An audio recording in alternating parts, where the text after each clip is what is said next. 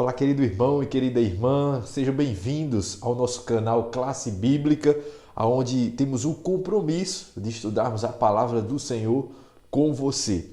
Você está bem? Estamos aqui em uma jornada profética maravilhosa, abençoada, Apocalipse e revelações de esperança. Hoje estamos alcançando o quarto tema do nosso estudo, que tem como título A Maior de Todas as Guerras. Se você ainda não viu os temas anteriores, temos aqui uma playlist aqui no canal, onde estão ali os vídeos anteriores, os temas que já passamos. Você pode voltar, assistir e depois dar sequência aos seus estudos. Amém? Antes de começarmos o nosso estudo de hoje, eu quero convidar você a inscrever-se no canal. Se você ainda não é inscrito no canal, inscreva-se no canal, ative as notificações, deixe seu like, deixe o seu comentário para fortalecer nosso trabalho aqui no YouTube. E se gostou, compartilhe esse vídeo nas suas redes sociais. Amém? Vamos orar, vamos pedir a bênção de Deus, porque o estudo de hoje está uma bênção. Oremos. Pai querido e eterno Deus, obrigado, Senhor, porque até aqui o Senhor tem nos guiado. Obrigado pela Tua palavra e pelas revelações contidas no livro profético do Apocalipse. Nos unge agora os olhos do entendimento profético, que a Tua palavra esteja conosco, que o Espírito Santo nos guie através das letras sagradas. Nos abençoe nesse estudo e fortaleça a nossa fé em nome de Jesus. Amém. Bem, tome sua Bíblia, porque hoje vamos falar sobre a maior de todas as guerras. Veja, no mundo existe guerras, existem conflitos, muitos, dos quais alguns se destacam mais e outros menos. Você vê nos noticiários, você vê na TV, na rádio, na internet, notícias quase que diárias sobre esses conflitos. Há conflitos regionais, há conflitos de ordem mais abrangente, né? De ordem nacional, de ordem continental, e há conflitos também de ordem mundial. Então, existem guerras. Desde o início do mundo, existem guerras. Após a entrada do pecado no mundo, é lógico, né? Existem guerras, elas vêm aumentando cada dia mais. Inclusive, guerras e rumores de guerra são um dos sinais da volta de Jesus, conforme o próprio Senhor Jesus profetiza lá no capítulo 24 de Mateus. Ok? Agora, existe entre todos esses conflitos a maior de todas as guerras, o maior conflito. Abra sua Bíblia em Apocalipse capítulo 12, para você ver o início do que a Bíblia tem a nos dizer em relação a esse conflito. Apocalipse capítulo 12, versículos de 7 a 9. Diz o seguinte: houve peleja no céu. Miguel e os seus anjos pelejaram contra o dragão. Também pelejaram o dragão e os seus anjos. Todavia, não prevaleceram, nem mais se achou no céu o lugar deles. E foi expulso o grande dragão, a antiga serpente, que se chama Diabo e Satanás, o sedutor de todo o mundo. Sim, foi atirado para a terra, e com ele os seus anjos. Bem, aqui você vê a clara revelação em Apocalipse dessa grande guerra que ocorreu, teve o seu início no céu e tem o seu desdobramento até os dias atuais.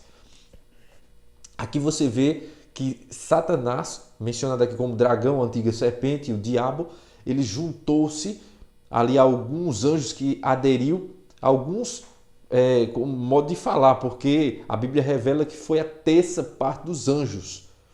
Então, muitos anjos que aderiram ao movimento que Satanás começou a criar no céu, chegou ao limite então de estourar uma guerra no céu. Você vê ali no capítulo 12 que lemos, verso 7, que houve peleja no céu, luta, batalha entre Miguel, que nós cremos na Bíblia, pela Bíblia, que é Cristo, entre Jesus e os anjos do bem, contra Satanás e os anjos do mal, aqueles que se rebelaram contra o governo de Deus.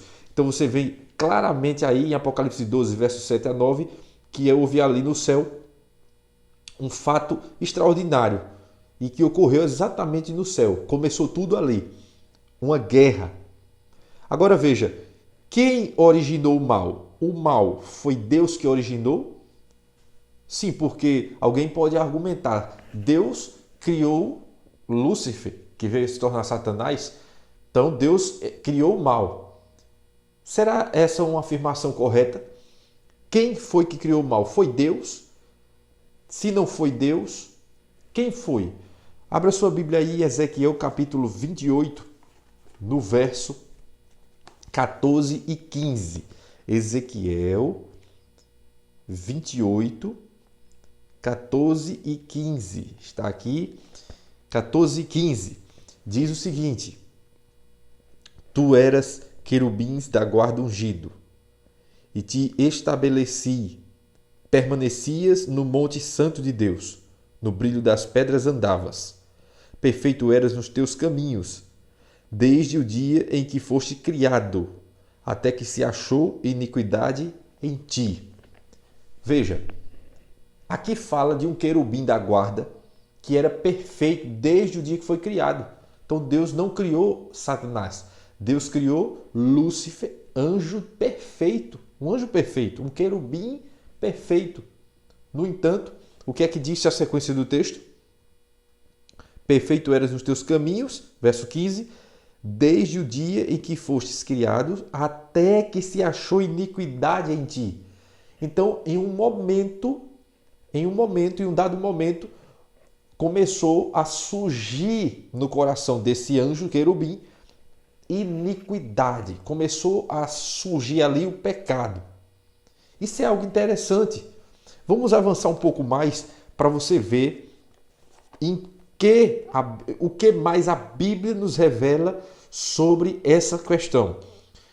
Que pensamentos levaram o inimigo a iniciar uma rebelião contra Deus? Porque você viu em Ezequiel 28 que o pecado já estava nascendo, surgindo no coração desse anjo.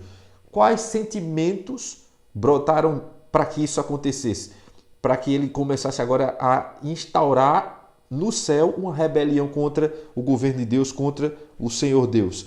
Olha Isaías 14, verso 12 a 14. Olha o que diz o profeta Isaías. Eu quero abrir a Bíblia aqui com você. Isaías, capítulo 14. Isaías 14, 12 a 14. Diz o seguinte: Como caíste do céu, ó estrela da manhã, filho da alva, como fostes lançado por terra, tu que debilitavas as nações. Agora veja no verso 13 os sentimentos que estavam no coração desse anjo. Tu dizias no teu coração: eu subirei ao céu. Olha só, eu subirei ao céu. Acima das estrelas de Deus exaltarei meu trono. Olha, acima das estrelas de Deus exaltarei o meu trono.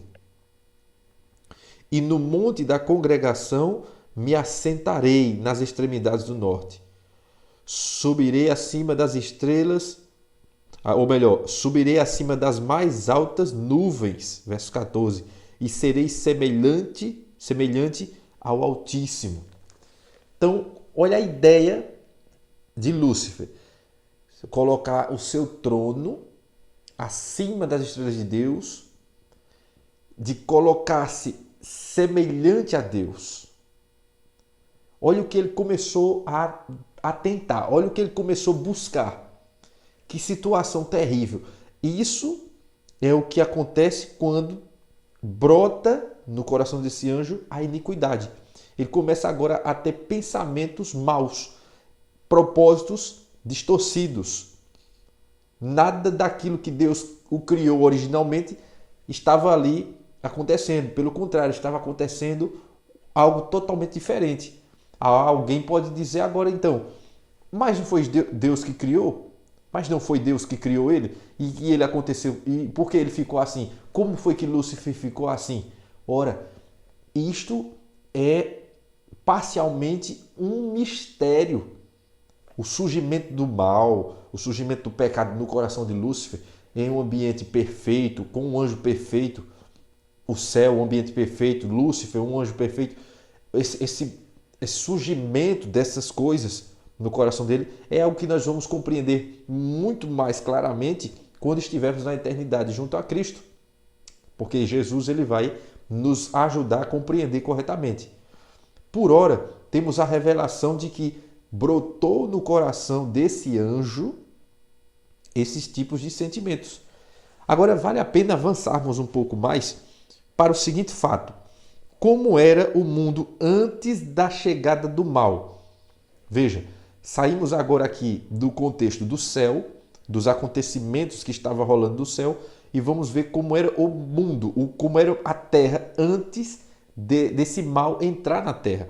Dê uma olhadinha aí em Gênesis, capítulo 1, verso 26 a 31. Gênesis, capítulo 1, logo no início da Bíblia. Gênesis 1, 26 a 31, vai dizer: Também disse Deus, façamos o homem à nossa imagem, conforme a nossa semelhança. Tenha ele domínio sobre os peixes do mar, sobre as aves dos céus e sobre os animais domésticos, sobre toda a terra, sobre todos os répteis que rastejam pela terra. Verso 27. Criou Deus, pois, o homem à sua imagem. A imagem de Deus os criou, homem e mulher os criou. E Deus os abençoou e lhes disse: Sede fecundos, multiplicai-vos, enchei a terra e sujeitai, dominai sobre peixes do mar, sobre as aves do céu e sobre todos os animais que rastejam pela terra. E disse Deus ainda: Eis que eu vos tenho dado todas as ervas que dão semente e se acham na superfície de toda a terra, e todas as árvores em que há fruto que deis semente. Isso vos será para mantimento. E a todos os animais da terra, e a todas as aves dos céus, e a todos os répteis da terra, em que há fôlego de vida, toda erva verde lhes será para mantimento. E assim se fez. E atenção para o verso 31. Viu Deus tudo quanto fizera, e eis que era muito bom. Houve tarde e manhã, o sexto dia. Então percebeu? Tudo era muito bom. O mundo era perfeito. Não existia morte. Você percebe que a alimentação, por exemplo, do ser humano e também dos animais era uma alimentação da terra. Era uma alimentação estritamente vegetariana, tanto para os homens quanto para os animais. Por quê? Porque não havia morte, ninguém matava animal. Nem o animal matava os outros animais, nem tampouco os homens. Então você vê que Deus cria o homem à sua imagem, à sua semelhança, Gênesis 1, 27. Sua imagem e semelhança em físico e caráter, ok? E você vê Deus dizendo aqui no verso 31 que tudo que ele fez era perfeito, era tudo muito bom. Então assim era o mundo antes da entrada do mal. Perfeito, tranquilo, condições climáticas perfeitas, a natureza era perfeita, não havia defeito algum, entende? A raça humana era perfeita, os animais eram perfeitos, não existia doença, não existia morte, não existia problema nenhum. Assim era o mundo antes da entrada do pecado. Agora, como Satanás ele conseguiu introduzir a rebelião na terra? Porque ele introduziu a rebelião no céu. Ele contaminou a terça parte dos anjos com seus argumentos falsos. De dizer que o caráter de Deus é falho, de dizer que a sua lei é injusta, de dizer que o governo de Deus é tirano e que Deus não era amor coisa nenhuma, e etc, etc, etc. Ele conseguiu penetrar com isso aí na mente de muitos anjos. Agora, como foi que ele fez para introduzir isso aqui no planeta? Para criar uma situação em que a humanidade, o planeta, pudesse aderir à sua proposta e assim dando a abertura, então, para a entrada do mal no planeta, para a entrada do pecado. Olha só o que diz aí Gênesis capítulo 3, verso 4. Gênesis 3, 4 é o capítulo da tristeza, porque é aqui que a raça humana perde o íntimo relacionamento que tinha com Deus, perde a vida eterna, perde a felicidade eterna, perde tudo aqui, nesse capítulo. E olha o que diz o verso 4, capítulo 3, verso 4. Então a serpente disse à mulher: é certo que não morrereis. Então perceba que nesse momento Satanás introduziu uma mentira para trazer a sua rebelião. Foi mentindo, foi desfazendo aquilo que Deus disse, que ele conseguiu introduzir a rebelião aqui na terra. Por quê? Porque se você perceber no capítulo, foi dito, Deus disse à mulher e ao homem, logicamente, que eles não deveriam comer da árvore do conhecimento do bem e do mal. Tão somente que Satanás pegou esse fato e distorceu para o casal, distorceu para a mulher, posteriormente para o homem. E ele mentiu aqui, introduzindo essa falsidade. Então a serpente, ou seja, o animal que estava sendo usado por Satanás, disse à mulher, que é Eva, né? É certo que não morrereis. Deus disse: se você desobedecer, vocês vão morrer. Satanás disse: não, vocês não vão morrer. Vocês vão ficar como Deus. Olha o verso 5. Porque Deus sabe que no dia em que dele comerdes, se vos abrirão os olhos, ou seja, vocês vão ter mais conhecimento. Isso aqui me diz que nem todo conhecimento é benéfico. Há conhecimentos que não são bem-vindos para mim e para você. É melhor nos afastarmos deles. Precisamos buscar o conhecimento das coisas divinas, das coisas de Deus, e não das coisas do inimigo. E aqui ele diz: se comerdes, se vos abrirão os olhos, e como Deus sereis conhecedores do bem e do mal. Como quem? Como Deus sereis conhecedores do bem e do mal. Meu amigo e minha amiga, que coisa impressionante. Você percebe que no início do nosso estudo de hoje, nos foi revelado aqui na palavra de Deus que o objetivo de Satanás no céu era ser semelhante a Deus, como Deus. Pois é, ele agora vende essa ideia para a raça humana. E ele diz para Eva: olha, você não vai morrer não. Se você comer essa fruta aqui, você vai abrir os olhos, vai ganhar um conhecimento extraordinário e você vai ser como Deus, semelhante a Deus. Olha que situação. Mas o verso do capítulo 1, verso 27, já não havia dito que o homem e a mulher foi criado à imagem e à semelhança de Deus?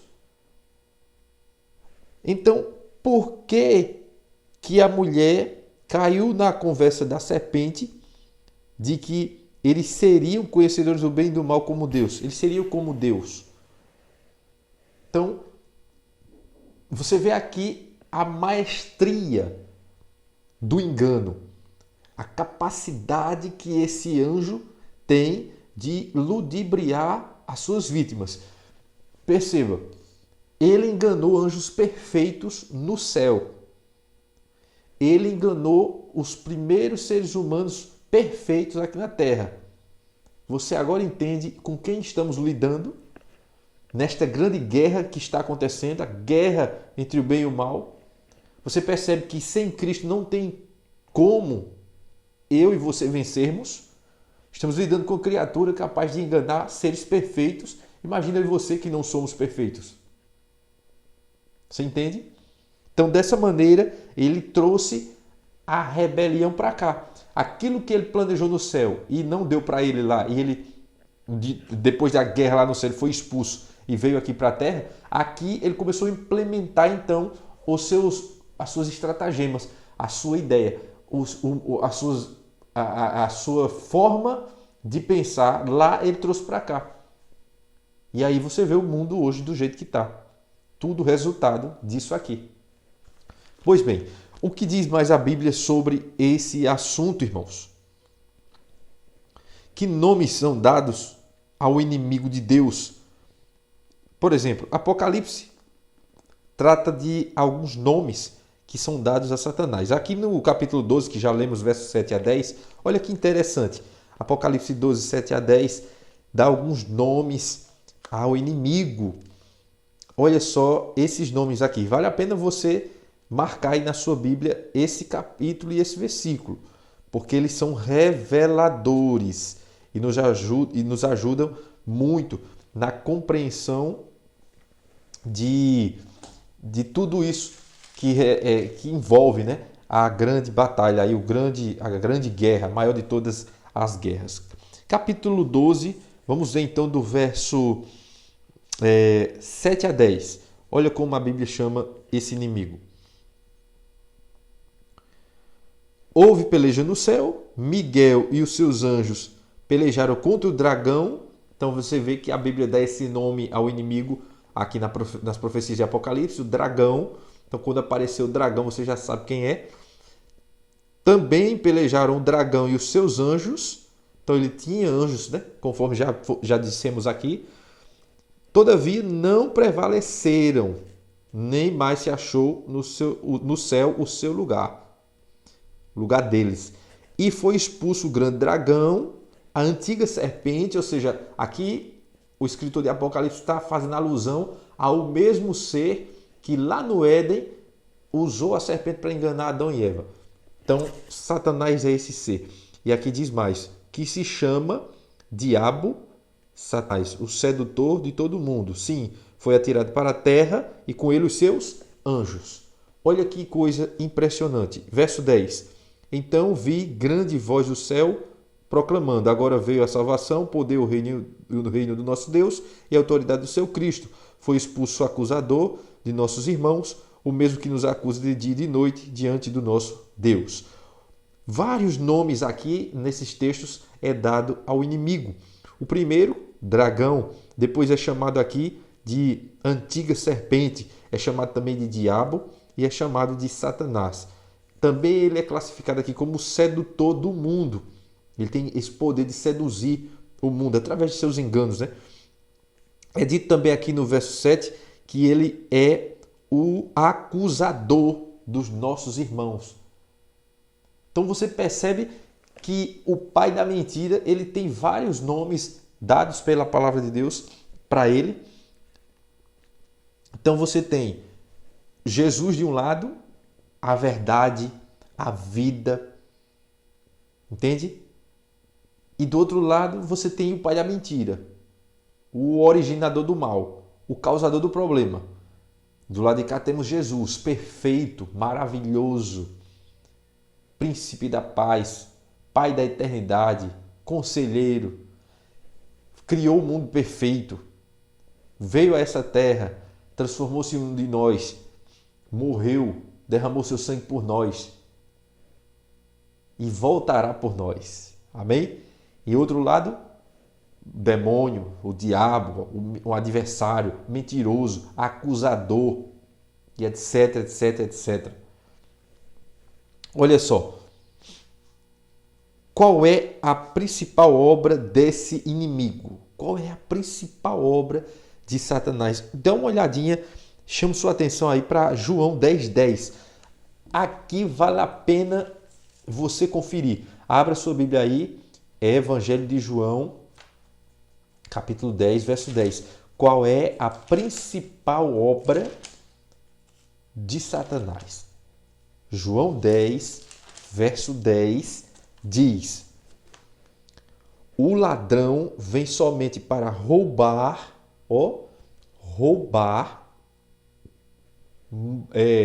matar e destruir.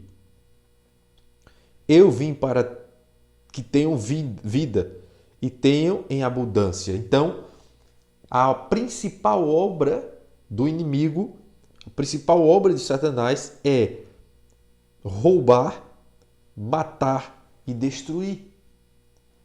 Então, todas as suas fascinações, suas tentações, suas maquiagens, porque ele não aparece bruscamente para mim, para você, como ele é. Ele sempre vem atraindo a gente com alguma coisa que o ser humano gosta. Isso chama-se tentação. Ele usa coisas que uma determinada pessoa gosta. Ele começa a envolver. Você viu o que disse lá em Apocalipse? Que ele é o sedutor de todo mundo. Então ele seduz, leva você a pecar e depois acusa você diante de Deus como sendo alguém indigno de perdão, indigno de ser salvo e pertence a ele, e ele vai destruir, ele vai matar. Você entende? Essa é a principal obra do inimigo. Essa é a principal obra do inimigo. Quais são os dois enganos mais sutis que ele utiliza? Dá uma olhadinha em 2 Coríntios capítulo 11, verso 14 e 15. Esse aqui é extraordinário. Precisamos ver para estarmos atentos. 2 Coríntios capítulo 11, versos 14 a 15. Vamos abrir. Não é de admirar que o próprio Satanás se transforma em anjo de luz. Não é muito, pois que os seus próprios ministros se transformem em ministros de justiça, e o fim deles será conforme as suas obras. Olha só, aqui no verso 14 é dito que o próprio Satanás se transforma em anjo de luz. Então ele se disfarça de coisas boas, de coisas que são aparentemente boas. Ele não cai bruscamente sobre suas vítimas. Lembre-se, ele é uma serpente, ele usou uma serpente, e a serpente ela faz a sua predação, ela pega as suas vítimas, as suas presas, por emboscada. Fica ali escondido, camuflado, e de repente dá o bote. Assim trabalha o diabo, assim trabalha o inimigo. Ele se transforma em uma coisa boa, no caso aqui menciona-se um anjo de luz, e diz aqui também que ele usa seus agentes, no verso 15.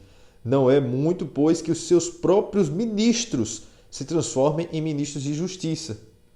Então, além dele se transformar em algo que possa enganar as pessoas, ele também tem pessoas, agentes dele, ministros dele, líderes religiosos dele, infiltrados dentro do povo de Deus para enganar as pessoas. Se passando por ministros de justiça que pregam a verdade, mas, no entanto, estão distorcendo a verdade. Então, você tem que ter cuidado quanto a isso.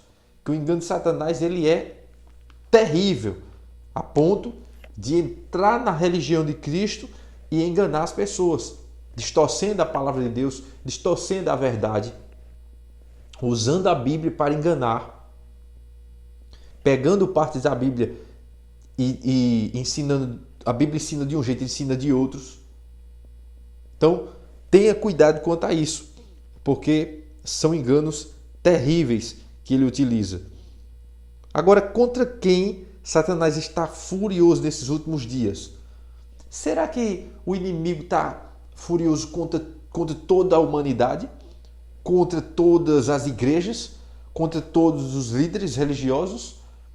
Será que tudo isso é uma ameaça a ele e aos seus planos? Deixemos a Bíblia dar a resposta. Olha o que diz aí Apocalipse 12, 17.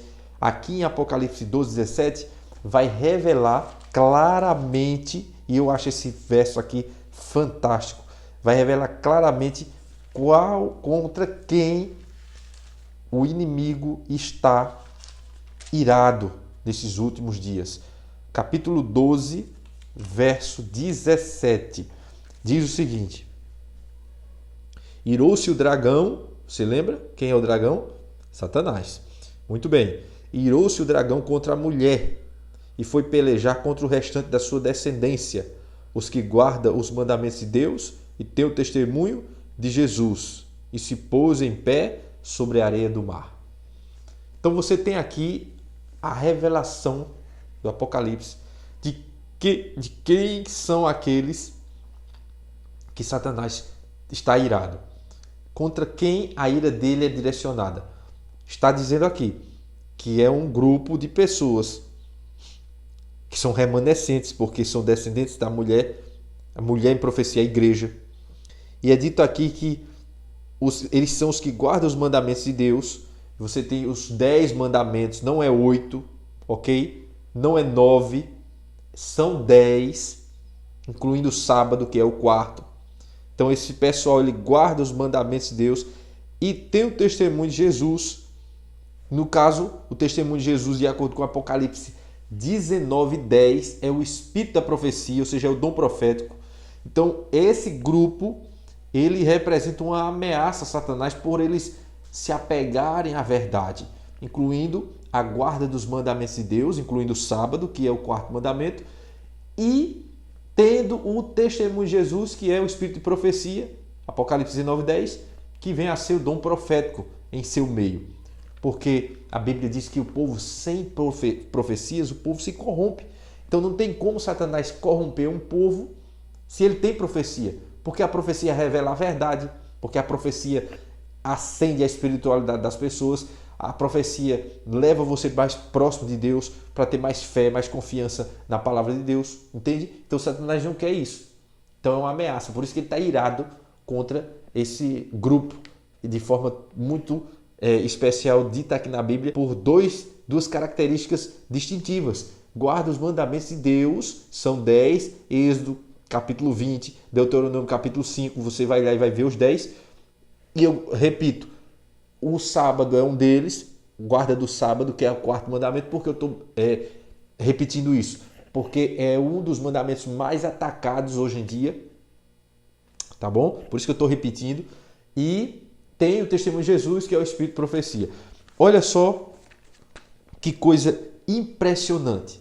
Então, só nesse verso você já conheceu aí a igreja verdadeira, que traz a luz da verdade nos últimos dias. E por isso ela é atacada ferozmente por esse inimigo. E ele aí vai usar os agentes mentirosos dele, que já vimos aqui, que são ministros disfarçados de ministros de justiça, líderes religiosos. Ele vai usá-los para atacar essa igreja, para atacar essas pessoas, vai usar pessoas de outras denominações para atacar esse povo que Deus escolheu para o tempo do fim levantar a tocha da verdade. E você sabe muito bem que o que a Bíblia está dizendo aqui é verdade. Por isso que devemos aceitar a verdade e não ficar apegados a movimentos religiosos que não têm verdade. Movimento religioso que não tem os 10 mandamentos, que não tem o dom profético e vários outros componentes da verdade que está na Bíblia, várias outras doutrinas verdadeiras que são negligenciadas ou até mesmo são apresentadas como coisas que não são verdade ou que já passaram, não precisa mais ser dada tanta importância assim para essas coisas. Então temos que ter cuidado com esses ensinamentos, com a abolição de sábado. Isso é um absurdo, é uma mentira satânica.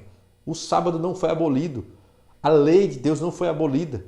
Tenha cuidado com esses ministros, esses falsos ministros de justiça espalhados pelo mundo afora aí, pregando mentiras de forma especial na internet. Tome muito cuidado. Vá para a Bíblia.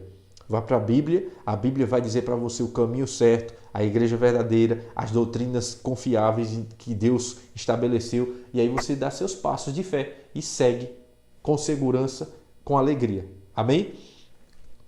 Vamos avançar aqui então. Qual é o conselho que Jesus nos dá para que a gente esteja protegido e liberto do mal, do pecado, das artimanhas, das mentiras, das falsidades, dos grandes enganos que Satanás implantou nesse mundo? Vamos dar uma olhadinha em João 8,32. Aqui é um verso conhecidíssimo e vale a pena conferir com você. João 8,32. E conhecereis a verdade, e a verdade vos libertará. Amém? Amém? Louvado seja Deus.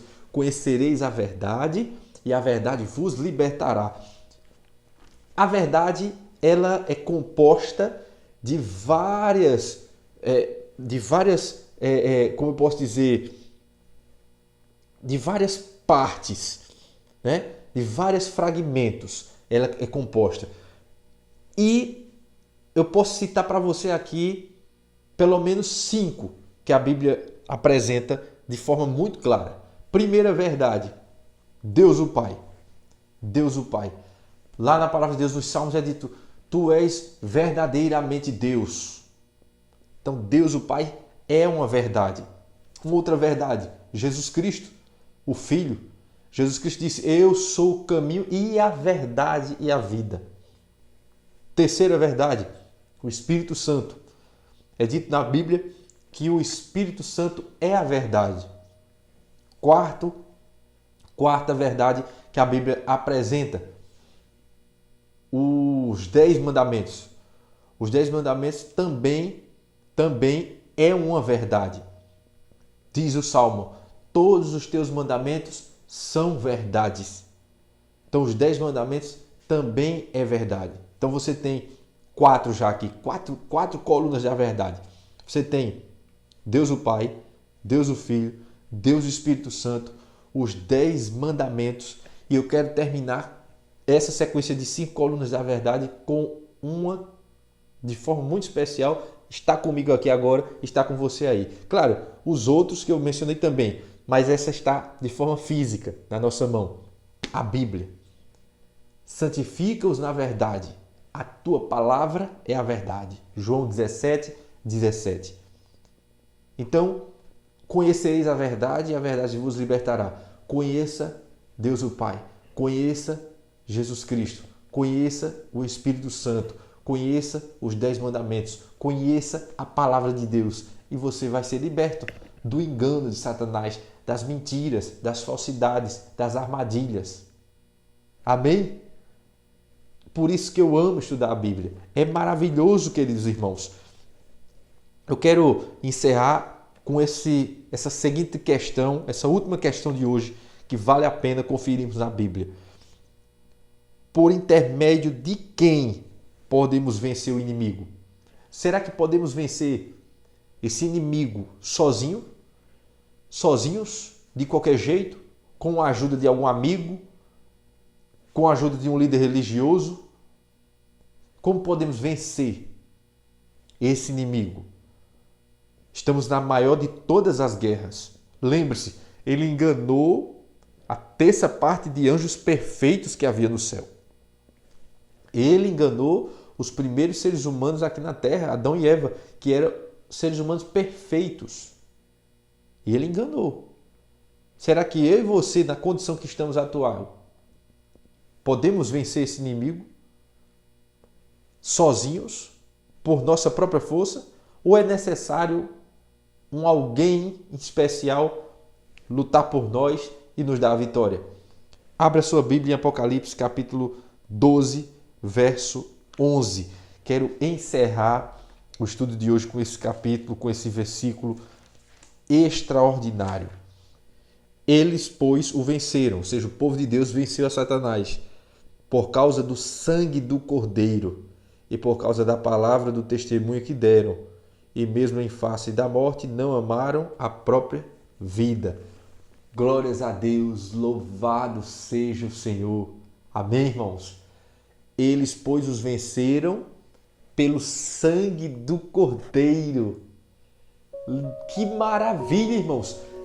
Tem como vencer esse inimigo pelo sangue do Cordeiro, aceitando Jesus como Senhor e Salvador na sua vida, andando em obediência a tudo quanto o Senhor Jesus nos ensinou, clamando pelo perdão dos pecados em nome de Jesus. Você recebe o sangue do Cordeiro sobre você. Você lembra lá do Egito, quando Deus ia libertar o seu povo do jugo do Egito?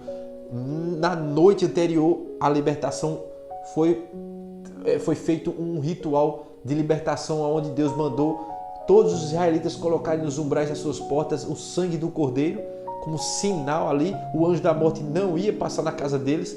Da mesma forma é hoje. Nós precisamos ter o sangue do Cordeiro na nossa vida, no nosso coração, no nosso caráter. É aceitando a Jesus. E se você já é batizado na igreja verdadeira, que guarda os mandamentos de Deus e tem a fé de Jesus e tem o testemunho de Jesus, a igreja adventista do sétimo dia, se você já faz parte dela, permaneça. Permaneça. Aquele que permanecer em mim dará muito fruto, diz Jesus. Dê frutos, permaneça. Se você ainda não é e está me assistindo, alguém compartilhou esse vídeo para você, para abençoar você com essa mensagem, com esse estudo, então se você ainda não é, batize-se. O que é que você está esperando, meu irmão? O que você está esperando, minha irmã?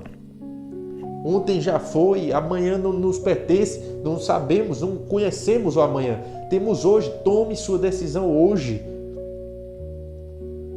Peça para ser batizado, faça um estudo bíblico, conheça, seja batizado. Inscreva-se aqui no canal, fique conosco.